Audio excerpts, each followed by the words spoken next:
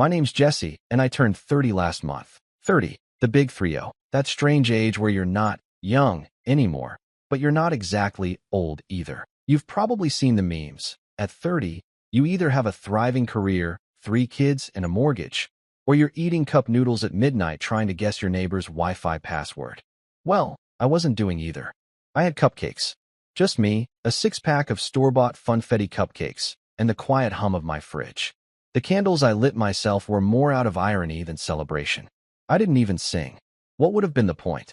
Now, before you get the wrong idea, this isn't some self-pitying cry for attention. I've always been a pretty self-sufficient guy. Quiet. Observant. The kind of person who doesn't post about every life event or text "good morning" to a dozen people. But I guess I always assumed that when my 30th rolled around, at least someone would reach out. A card. A call. Even a dumb meme. Something. But the silence? It was deafening. Not one call. Not one text. Not even a lazy HBD on Facebook. And before you ask, no, my phone wasn't broken. The Wi-Fi was fine. The world just didn't show up. My family's never been huge on birthdays, but they used to at least acknowledge it. A group text from mom. A hope you're good call from my older brother Ryan. Bare minimum stuff. I didn't expect a party. I didn't even expect gifts. But I did think they'd remember. That I'd matter enough to at least be mentioned. But instead, I spent that whole day refreshing my notifications like an idiot. Then eventually, I stopped. I turned off the phone. I made coffee. I put on a movie I'd already seen 5 times and let it play in the background while I ate a cupcake and tried not to care. But I did care. And that's what really started this whole thing. Because a week later, out of nowhere, my phone buzzed. I hadn't turned off notifications entirely, just the ones from social media. This was a message in our old family group chat. The same one that used to be used for everything from Thanksgiving planning to sharing my niece's kindergarten finger paintings. Ryan, hey guys. Family reunion cruise this summer. $2,200 per person, but so worth it. Jess, can you cover mom and dad's cabins like last time? Folded hands, folded hands, folded hands, let's lock it in ASAP. Just like that. No, hope you're doing okay. No. Hey, sorry we missed your birthday. Nothing. Not a word. Just an assumption that, once again, I'd step in and be the bank account they all leaned on when things got expensive. Because that's been my role for years now. The invisible wallet. See, I'm the quiet one in the family. Yeah, but I'm also the one who made it out. I work in IT, freelance database infrastructure, mostly. It's not flashy, but it pays well when clients are steady, and I've been careful with money since I was in college. I bought my first apartment at 27. No roommates. No car payments. No debt. I never really talked about my work with the family, but somehow they knew just enough to know that I wasn't struggling. And that made me the rich one. Which, in my family, doesn't mean, good job, we're proud of you. It means, you're paying. At first, it was small stuff. Hey Jess, can you spot dad's car repair? He's short this month. Or, we're going in on a group gift for grandma. Can you cover your part, and Sarah's too? She's in between jobs. But over the years, it turned into full-on expectations. I paid for my sister's emergency root canal. I bought plane tickets for Ryan's kids when their vacation plans fell through. I even covered half the deposit for my parents' downsized condo when they weren't liquid after selling the old house. And every time, I told myself, it's fine. It's family. That's what you do, right? But lately, something shifted. They stopped asking. They just started assuming. And that cruise message? That was the final straw. Because it wasn't just the money. It wasn't just that they forgot my birthday and then had the nerve to hit me up for thousands of dollars like I was some kind of travel agency with a family discount. It was the audacity, the entitlement, the sheer lack of awareness. So I didn't reply right away. I let it sit for a bit. I even reread the message a few times to make sure I wasn't overreacting. Maybe I missed something. Maybe I was being sensitive. Nope. I opened my banking app, took a screenshot of my closed joint account with my parents, the one they used to dip into occasionally for emergencies. I had shut it down 3 weeks ago when I started to feel this weird sense of emotional detachment from all of them. Like something inside me had just quietly clicked off. I replied with nothing but that screenshot. Then I left the group chat. Then I blocked them. Every single one. Mom, Dad, Ryan, Sarah, Aunt Julie, even little Liam's iPad number, which he probably didn't even use for texting, but I didn't care. I went nuclear. No explanations. No warnings. Just gone. And for the first time in a long, long time, I felt calm. I spent the rest of that day in silence. Not the bitter, empty silence of my birthday, but a peaceful one. I took a walk. I made lunch. I cleaned out the junk drawer and listened to jazz while I vacuumed. Nothing big, just normal stuff. But it all felt clearer somehow, like a fog had lifted and I could finally breathe. Then came the knock at the door. 2 days later, right around 11 a.m. I was working on a server migration job when I heard it. Not a buzz, not a doorbell. A solid knock. 3 times. I wasn't expecting anyone. I barely ever get visitors, especially not during work hours. I muted my headphones and got up. There were 2 uniformed officers standing outside. One male, mid-40s, kind eyes. The other younger, maybe fresh out of the academy, arms crossed like he was bracing for something. "Are you Jesse Alton?" the older one asked. "Yeah," I said slowly, suddenly aware of how I hadn't showered yet. "Is something wrong?" They exchanged a glance. "We received a wellness check request. Said you might be in emotional distress. Possibly suicidal." I just blinked. The officer held up his hands. "We're not here to scare you. We just need to confirm you're okay." And that's when it hit me. They thought I was having a breakdown. They thought I'd snapped. They thought I was unstable because I finally stopped letting myself be used. I stepped aside and let them in, still processing. We talked for about 15 minutes. I explained everything. Calmly. Rationally. I even showed them the texts, the group chat, the birthday silence. At some point, I think the younger officer started to feel a little awkward, like he realized this wasn't a wellness issue. It was a boundary one. Eventually, they left. Said I seemed fine. Suggested I follow up with the family, just to keep the peace. But I didn't. Because the truth is, I wasn't having a breakdown. I was just finally at peace. And that was only the beginning. I didn't hear from any of them for almost 3 weeks after the welfare check. Not a single call, not even a burner number attempt or a fake checking in from an unknown account. I think that's what surprised me the most. After going nuclear, leaving the group chat, blocking everyone, sending a silent but loud message, you'd think someone, anyone, would try to reach out. But they didn't. And you know what that told me? I wasn't family to them anymore. I was a resource, a utility. And now that I'd shut the faucet off, they were content to let the well run dry and move on. Or so I thought. I filled those quiet weeks with work, caught up on client projects, read a few books I'd been putting off, started going to the gym again. I was sleeping better too, which was weird at first. You don't realize how heavy someone else's expectations are until you finally put them down. No more last-minute Cash App requests. No guilt-tripping calls. Just silence. Until Ryan showed up at my door. It was early March. Cold, windy, the kind of day that makes you appreciate double-paned windows. I was just finishing a call with a new client when I heard the knock. Firm, familiar, just like his. I didn't answer right away. I checked the peephole. Yep, Ryan. Standing there in a North Face jacket like he'd just come from a ski trip, hands in his pockets, eyes darting like he was already expecting confrontation. I opened the door just a crack. "Jess," he said, voice flat. "Can we talk?" My hand tightened on the door. "Did you send the cops to my house?" He blinked. "What?" "The welfare check," I said. "That wasn't you." He hesitated. "Look, it doesn't matter who called. We were worried." "You weren't worried," I snapped. "You were embarrassed. You couldn't get a hold of the ATM, and you panicked." He looked genuinely taken aback. "ATM? You text me about a cruise and forget my birthday in the same breath, Ryan. That's not concern. That's entitlement." He held up his hands. "Okay, look, maybe the timing was bad. I'll give you that. But you don't get to cut off the entire family because your feelings got hurt." I stared at him. "Is that what this is?" My feelings were hurt. He didn't answer. "Did you come here to apologize?" I asked. He paused again. "I came here to talk like adults." I nodded slowly. Then I stepped aside. "You've got 5 minutes." He came in, looked around like he expected everything to be the same. But it felt different now. Like the air had shifted. My apartment was no longer a satellite office for family problems. It was mine again. He sat on the edge of the couch, like he was too busy to get comfortable. "All right, straight talk. We all think you're overreacting." There it was. "And," he continued, "it's not just about the cruise. Mom and Dad are getting older, Jesse. They need support. And you're in a position to help." Funny how that word keeps coming up. I muttered. "Support. Help. Never. We appreciate you." Never. You've done enough. Just more. Always more. He sighed. They raised you, didn't they? I leaned against the wall. Did they? He looked at me sharply. What's that supposed to mean? I shrugged. You remember when I moved out at 19? Took that job at the data center overnight shifts. Lived in that basement studio for a year and a half. Yeah. Did Mom or Dad ever visit?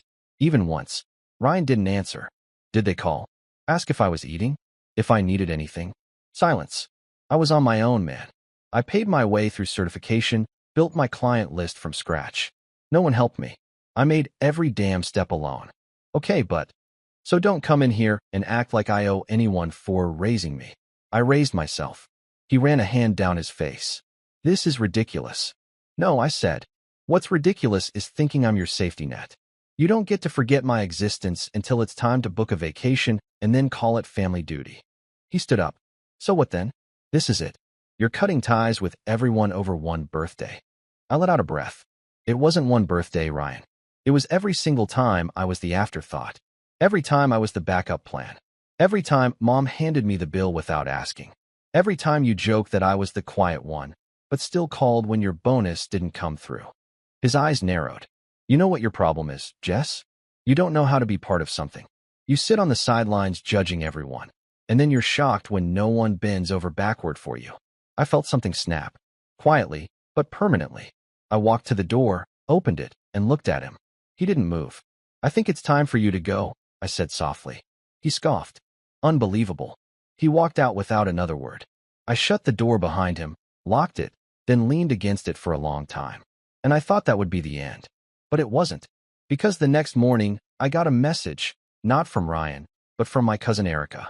It was a screenshot of a new group chat. Family Concerns, Orange Heart. I didn't recognize the name at first, but the list of members was familiar. My parents, Ryan, Sarah, Aunt Julie, even some of the more distant relatives who usually stayed out of things. And at the top, a pinned message. We need to figure out what's going on with Jesse. His behavior lately has been erratic and concerning. If he won't come to us, we'll need to take steps. He might be having a breakdown and not realize it. I read it twice. Then I saw the replies. Ryan agreed. If he's off his meds again, we need to step in. Mom, I knew something was wrong. He didn't even call after your father's scare last month. Aunt Julie, can we do a mental health hold? I heard you can petition the court. They weren't concerned. They were plotting. And then I realized what Ryan meant when he said they needed support. It wasn't just money. They wanted control. They were going to paint me as unstable, frame my silence as sickness, my boundaries as breakdowns. And if I didn't act fast, I knew where this was going. They weren't going to let me go. They were going to drag me back. And I wasn't going quietly. Not this time. Not ever again. I wish I could say I reacted with calm when I read those messages. That I stayed grounded and collected, the way people on the internet love to pretend they would in the face of betrayal. But that's not what happened. When I saw what my family was really saying behind my back, this twisted narrative they were stitching together, I felt something collapse inside me. It wasn't just hurt. It was grief. Not grief like when someone dies, but something close. Like mourning people who are still alive, but no longer who you thought they were. I sat on my couch for what felt like hours, staring at the messages, scrolling up and down, reading and rereading. My phone eventually dimmed and went black, but I didn't notice until the screen reflected my own face back at me. I looked hollow, like someone who had finally run out of excuses. They weren't confused. They weren't concerned. They were strategizing. And it was working, because for a moment, I actually started to question myself. Was I overreacting? Was I cutting them off too harshly? Was I really unstable, like they were saying? That doubt crept in like smoke under a door. And it lingered. That night, I didn't sleep. I lay in bed replaying memories, little moments I'd ignored at the time. Mom whispering to Ryan at Thanksgiving and glancing at me like I wasn't supposed to hear. Sarah, accidentally, sending me Venmo requests she meant for her boyfriend. Dad joking that I was weird for not bringing a date to Christmas. I used to laugh that stuff off. I used to think, well, that's just family. But what happens when just family becomes a phrase you use to justify being disrespected? The next few days were a blur. My work slowed. I missed a deadline, something I never do. Clients started sending follow-up emails, and I didn't have the energy to respond. I'd open a project and stare at the screen, unable to focus, my mind spiraling into arguments that hadn't happened yet and memories that wouldn't let go. Rock bottom doesn't always look like a dramatic breakdown. Sometimes it's quiet, subtle, a pile of unopened emails, dishes in the sink, days blending into nights, your routines eroding until you're not sure what day it is anymore. By day 5, I hadn't left my apartment. The fridge was nearly empty. I was eating cereal with water because I couldn't be bothered to go to the store. My body felt heavy, my thoughts sluggish, like everything inside me was moving through molasses. And that's when the letter came. It wasn't certified or official looking, just a plain white envelope slipped under my door. Inside was a single printed sheet. No signature, no greeting. We're still your family, Jesse. You need help, whether you want it or not. Stop pushing people away. It's time to come home. No name, but I knew it was Mom. The phrasing gave her away. Those carefully veiled threats disguised as care. That, we know what's best, tone she always used when I resisted something she wanted. I sat on the floor, staring at the note, and something inside me finally clicked. I wasn't crazy. I wasn't unstable. I wasn't lashing out. I was finally defending myself, and they couldn't stand it. They'd built a whole system around my silence. My compliance. I was the one who never asked for anything, who always came through when they needed help, who stayed quiet at dinners when the spotlight passed me by. And now that I'd stepped out of that role, they didn't know what to do. So they labeled it a breakdown. They called it erratic. They framed my boundaries as illness. Because if I wasn't broken, then maybe they were. And that was a truth they couldn't face. So I did something I hadn't done in over a week. I got up. I took a long shower. I shaved. I opened the windows and let the light in, even though it was freezing. I made a list. Not a to-do list, but a rebuild list. 1. Grocery shop. 2. Cancel the family savings account. 3. Back up all client files. 4. Talk to a lawyer. 5. Update all passwords. 6. Join a gym again. 7. Get a therapist. None of it was dramatic. I wasn't looking for revenge, yet. This wasn't about some cinematic turnaround. It was about taking back my life, piece by piece. The grocery store was harder than I expected. My chest felt tight the entire time, like everyone was looking at me, like somehow the world had found out I was being painted as unstable and was judging me for it. But I pushed through. I bought real food. Ingredients. Vegetables. Stuff I used to enjoy cooking before everything got heavy. When I got home, I cooked an actual meal. Chicken stir-fry. Ate it at the table, not the couch. No phone. No distractions. Then I started rebuilding my work routine. I emailed my clients, apologized for the delay without giving a reason. Just told them I had to step away unexpectedly and was back on track now. Most of them were understanding. One even replied, "Glad you're okay. Let me know if you need anything." That meant more than he knew. I also reached out to a lawyer, not for a lawsuit or anything dramatic, but just to understand my rights. Could my family legally try to force a mental health hold? Could they access any of my records if I saw a therapist? I wanted facts, not fears. Turns out, they couldn't do much. Not without evidence. Not unless I gave them power I didn't intend to. That was another weight off my chest. Then came therapy. It took me a while to work up the nerve, but I finally booked a virtual session with someone I found through a freelancer support group. Her name was Dana. Mid-40s. Calm voice. No nonsense. She didn't treat me like a ticking time bomb or some poor guy with family issues. She listened, asked questions, never once implied I was overreacting. And during our third session, she said something that stuck with me. When people rely on your silence to stay comfortable, your voice will always feel like a threat. That hit me in the chest like a freight train. She was right. My family wasn't reacting to me being unstable. They were reacting to me finally telling the truth. And once I accepted that, something shifted again. I started walking more. Just little laps around the neighborhood in the evening, headphones in, music low. I started sleeping through the night. I stopped checking their socials. I even began planning a solo trip, just me, a cabin, and no Wi-Fi. And little by little, the fog cleared. But I wasn't done yet. Because while I was healing, they were still out there, spinning stories, creating narratives, building their case. I hadn't forgotten that group chat.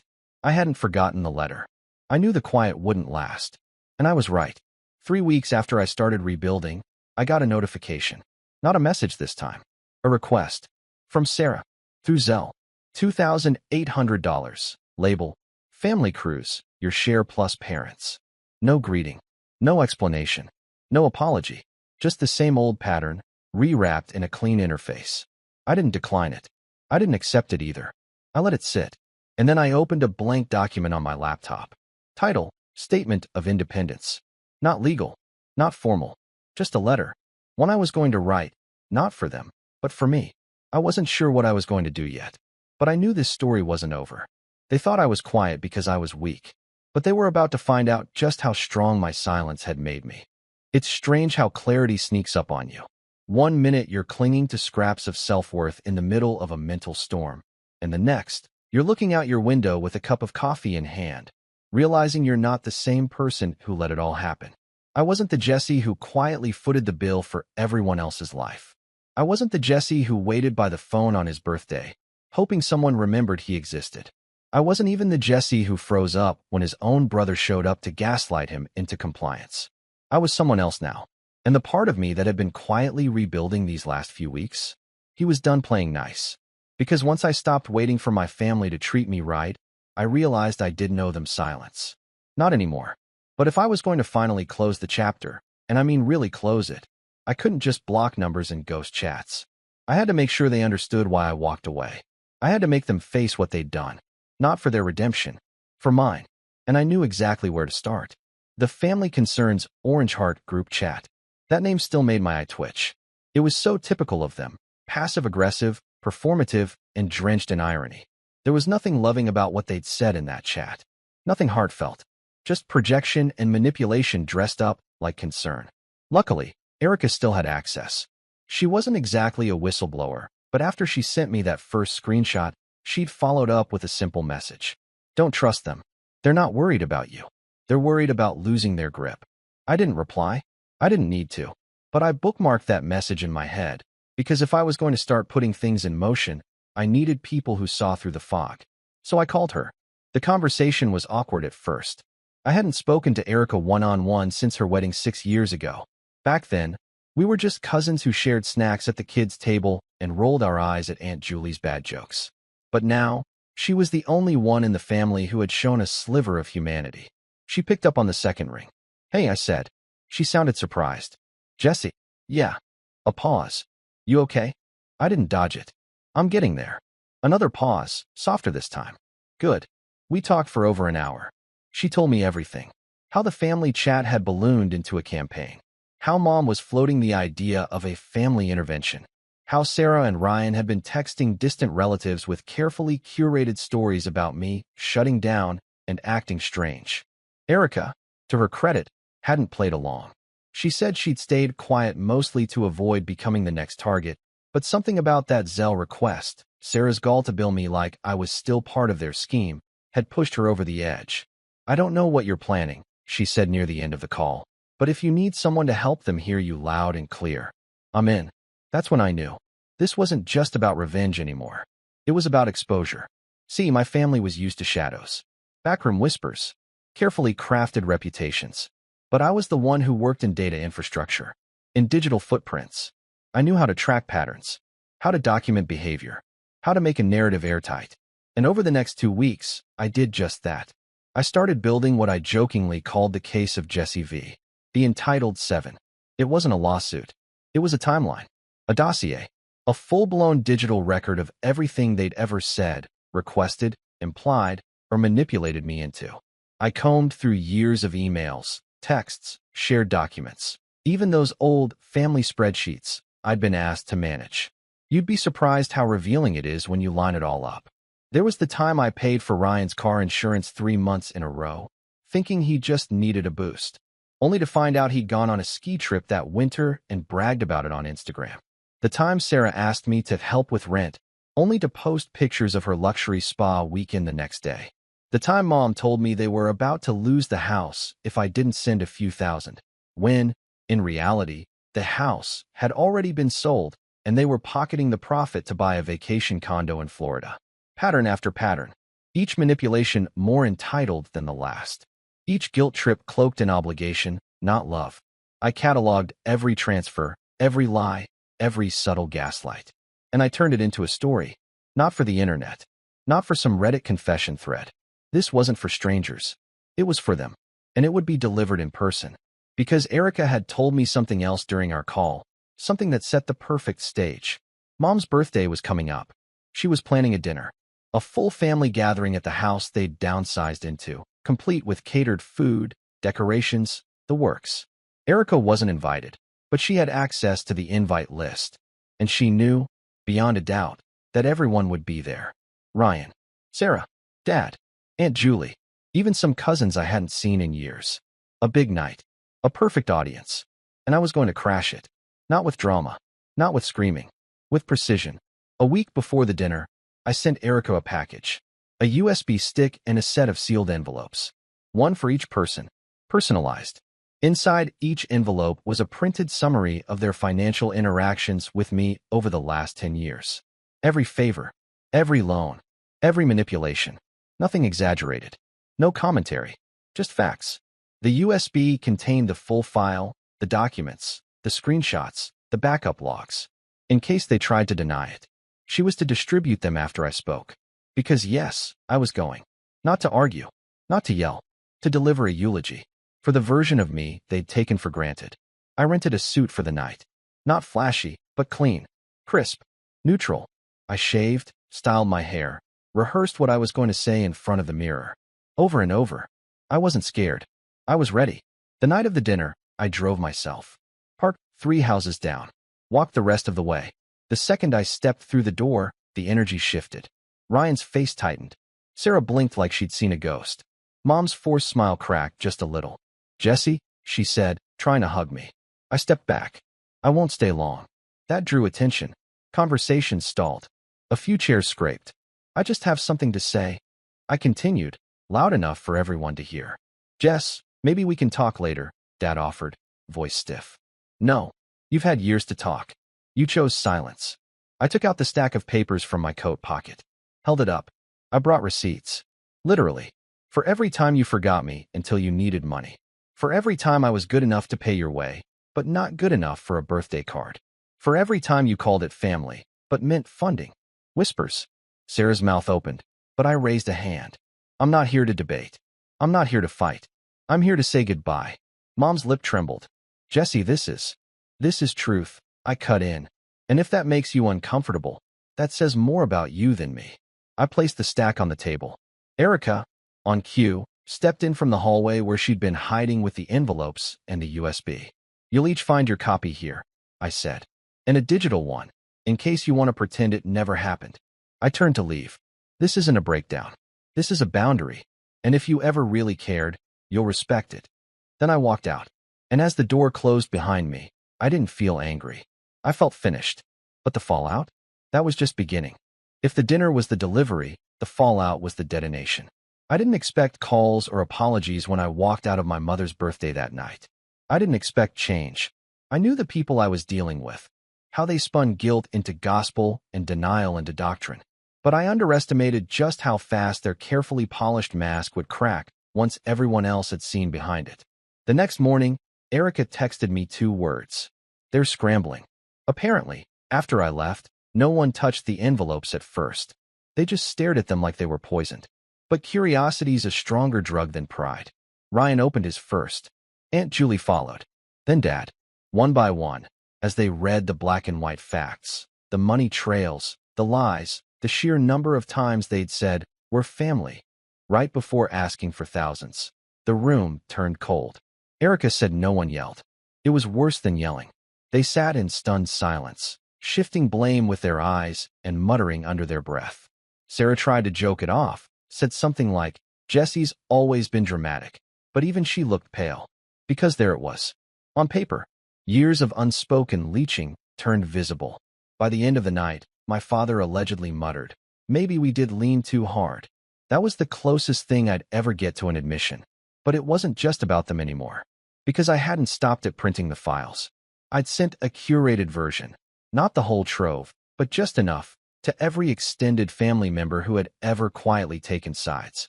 Cousins, uncles, aunts who'd rolled their eyes when I skipped holidays or failed to chip in for joint gifts. Each one got a single-page letter, a few screenshots, and a note.